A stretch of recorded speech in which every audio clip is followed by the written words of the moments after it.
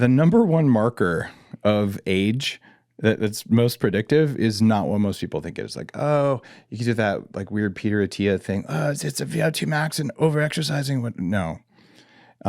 It's Yeah, what is the, you know what, that's actually something I've been reading a lot more recently with what they feed the cows. And you referred to it earlier. There's grass-fed and there's grain-fed. Can you explain the difference there? If you feed a cow like grain, corn, soy, they're not meant to eat that. In fact, it kills a cow. If you give them grain, they'll bloat and they'll die if it's a cow that ate grass normally. So they have to slowly introduce grain to change the bacteria in their gut. And they can make these cows that are a different species of cow, and they can survive on corn and soy and grain and make stupid amounts of milk. But the milk has the wrong fat in it because it's basically corn oil, and it has the wrong kind of protein called A1 casein or A1 milk protein. And that causes inflammation, ADHD, it's linked to autism, causes problems for a lot of people, especially if you pasteurize it. Is this why the Got Milk campaign was like a psyop? It was a psyop for a lot of reasons. Okay. Yeah, there's some economic reasons in it too. Yeah. Yeah, we had like a national milk reserve to prop up the dairy industry. Like all of corn and soy and dairy it survives the way it does because of government subsidies. It's kind of gross. But we had like 500 million pounds, actually I think it was around here or in Madison or somewhere, of cheese and powdered milk and dairy in a warehouse. This is our strategic milk reserve. Strategic milk reserve. And it caught on fire. You can look this up online. It's hilarious.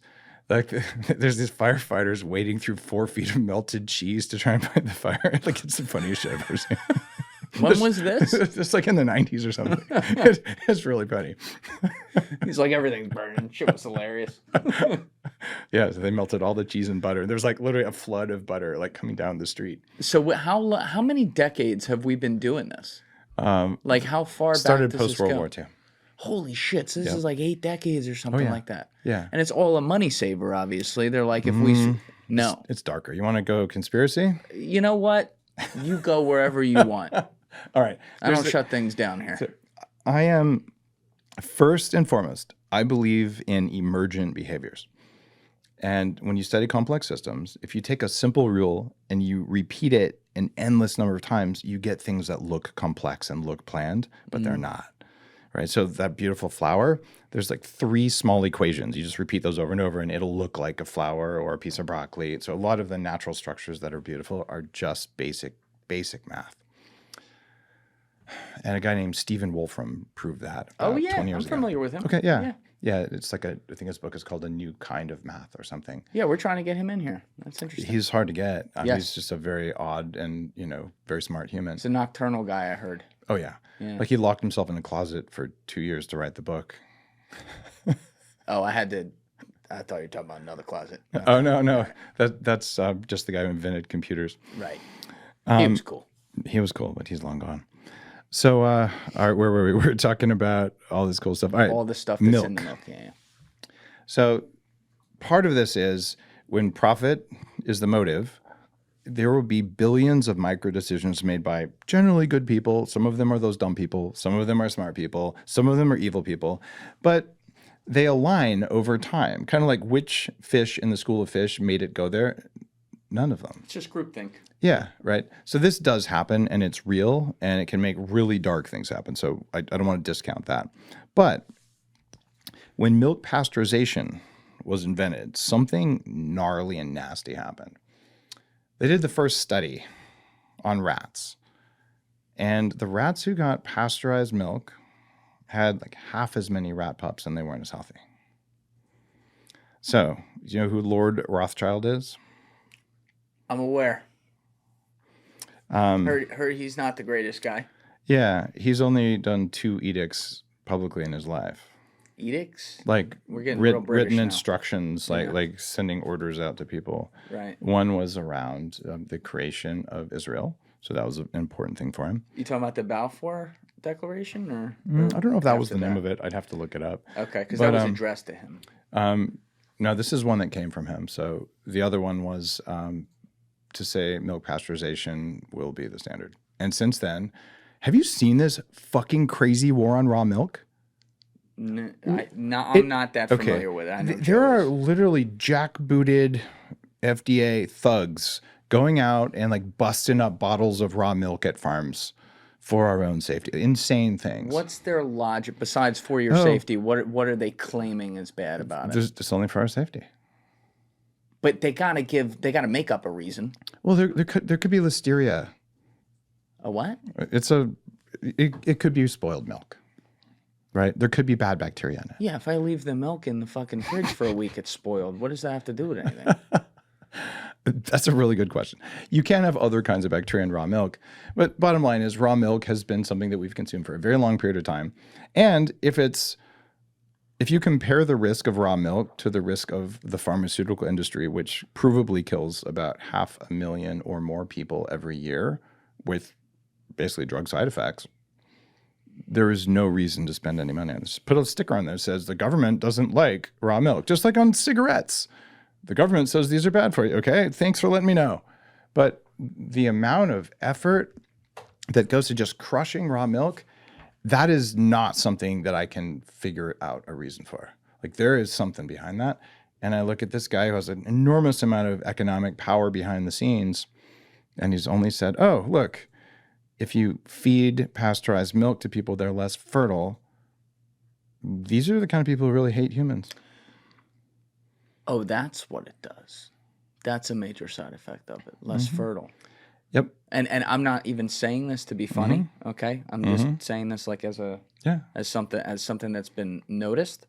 But like they've described how women's breasts have gotten bigger because they're drinking pasteurized milk. And so just looking at it evolutionarily, you would think, oh, that makes it more fertile or whatever. But you're saying it makes less. The large boobs isn't from the pasteurization. It's from the bovine growth hormone that they use to increase the production of milk in cows. The what hormone? Bovine growth hormone. Is it, they inject that in them? I don't know if it's in their food or injected, but it's a hormone they give milk cows to cause their udders to get really big, so they'll just produce massive amounts of So then they pass it milk. on to our women, which I'm not arguing with that one. Yeah, but when the women are 4 years old and getting boobs, we got a problem. All right. Yeah. Let's not go there. But I was saying the older legal. I understand. Yeah, I mean, nothing wrong with breasts. It's just there's a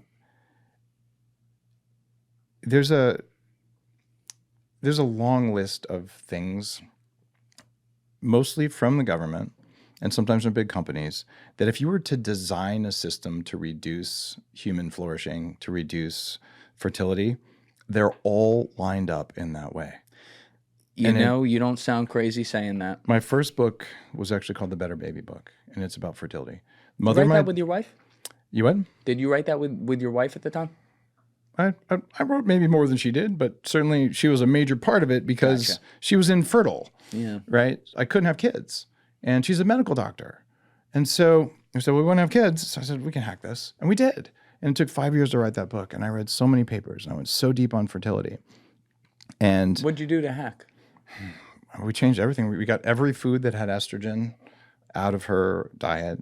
I did all the shopping, all the cooking, lots and lots of saturated fat, only grass-fed protein, clean air, clean water, clean food, lots of sunshine, a lot of stuff that became biohacking. Stuff that makes people, men and women, fertile, makes them powerful, and stuff that makes old people young makes young people powerful. And that's why biohacking is a thing. It's just as popular with 25-year-olds as 65-year-olds. Like we're all in this for the same reasons. Like we want to thrive.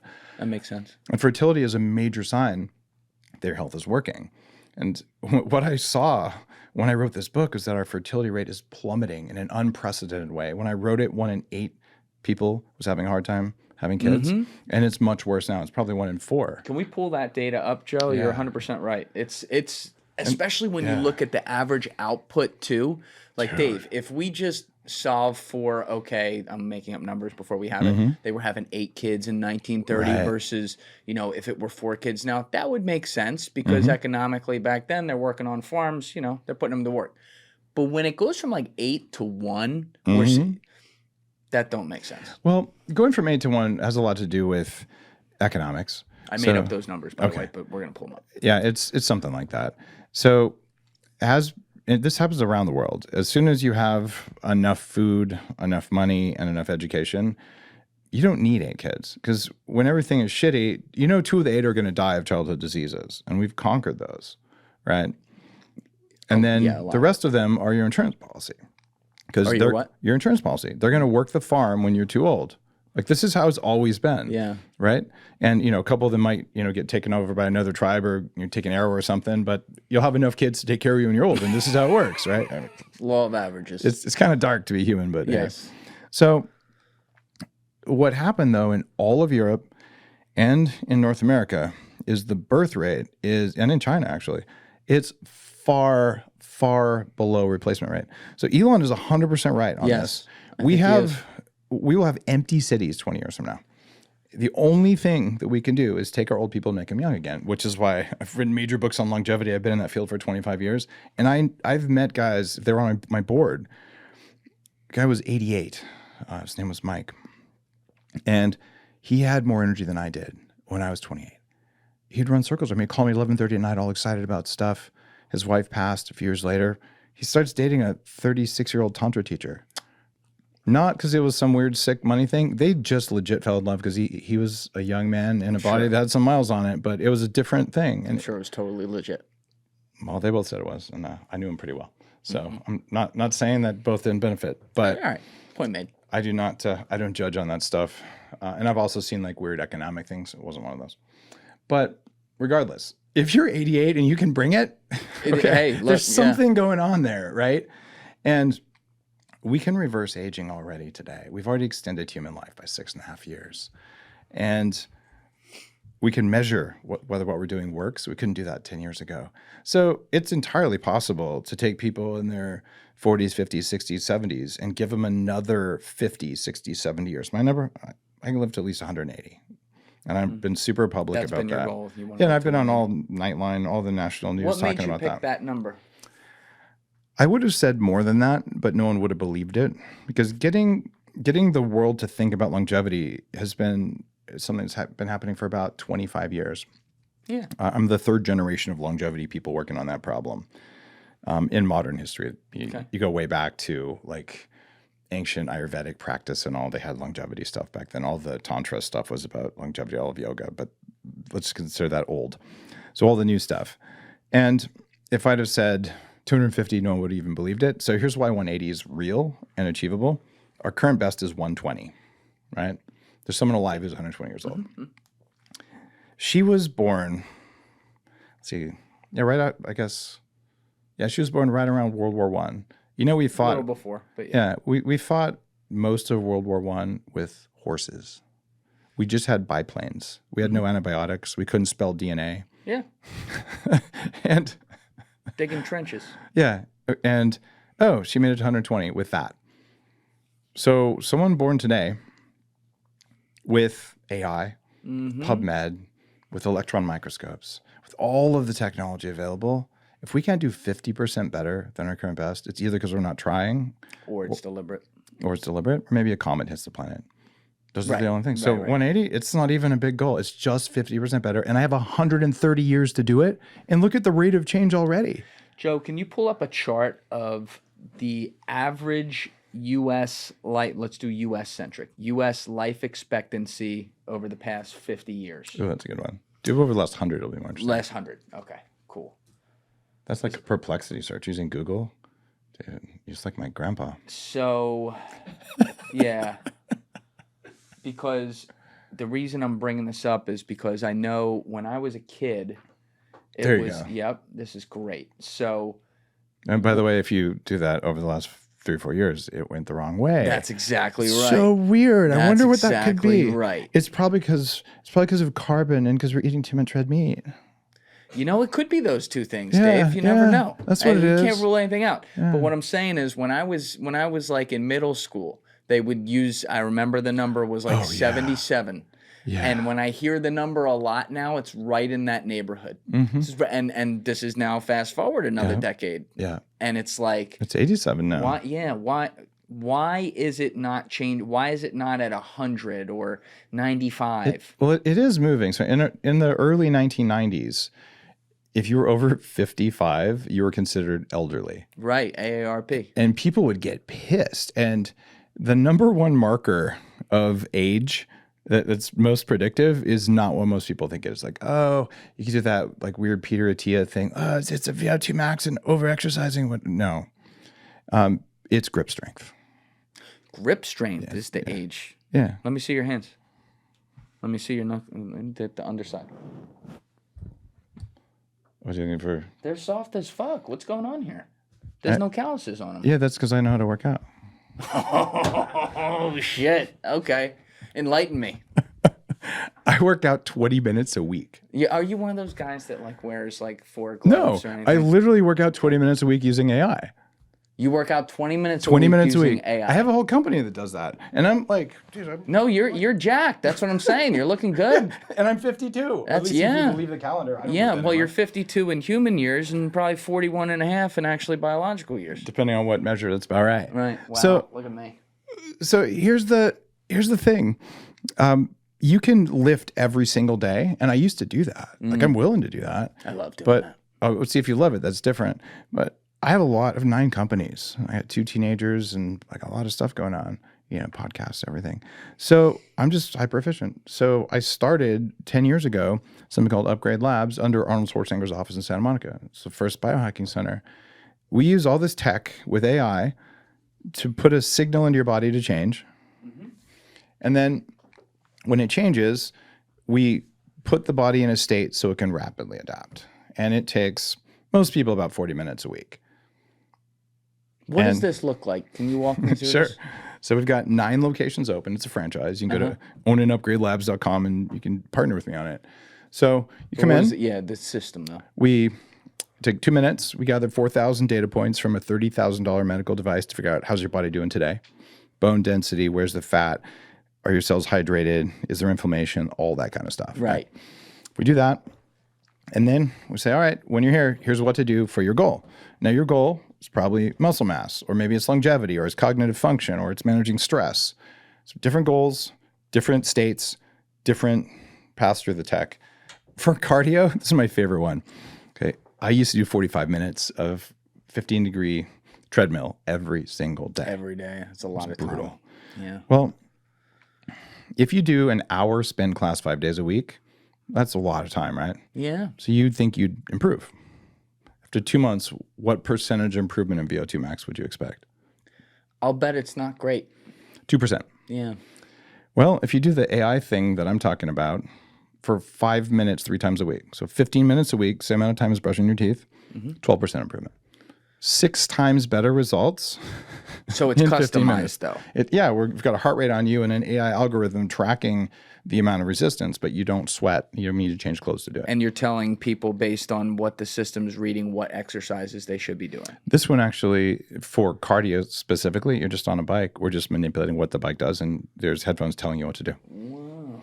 And measurably 6 times better results. Okay, I'm not going to do an hour a day of cardio. It's dumb. But I will do 5 minutes 3 times a week. Yeah, no, that's hyper efficient for sure. Mm-hmm. Thank you guys for checking out this clip. If you haven't already subscribed, please subscribe and hit the like button on this video. It is a huge, huge help. And if you'd like to check out this clip's full podcast episode, that link is in the description below or right here. And finally, you can follow me on Instagram and X by using the links in my description below.